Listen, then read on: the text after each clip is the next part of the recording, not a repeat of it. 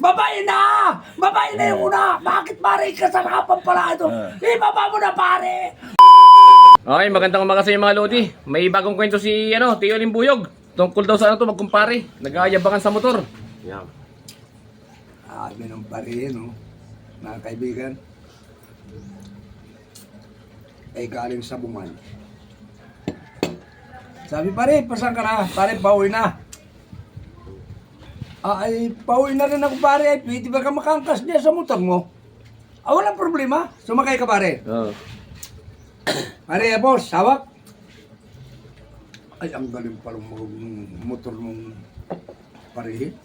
Pinatakbo na. Ako nung patakbuhin na. Wala nga.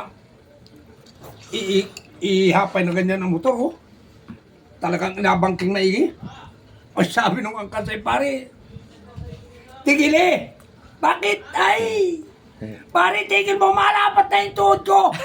Wala pare, ibang magaling dito magmotor, kundi ito na, ako na. Hindi kong hiyapan ako na. Hiyaw na naman yung angkas.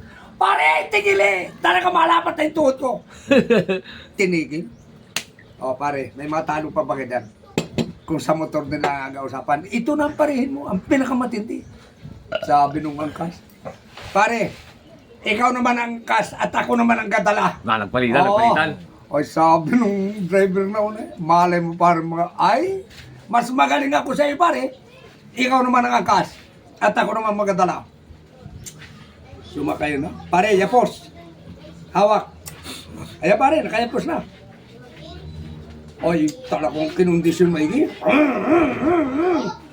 Ay, pare, maubos ang gasolina niya, hindi pa natakbo.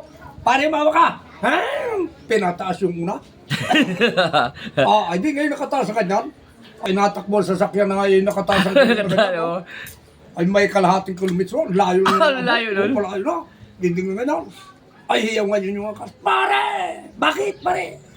Ang sarap niya, no? Ganado na mapatakbo ito. Pare! Babae na! Babae na yung una! Bakit pare? Kasarapan pala ito. Ibaba mo na pare! Wala na akong salwan dito. Inupit naman ay nakakayot naman yung pagsabi. Yung marana, no?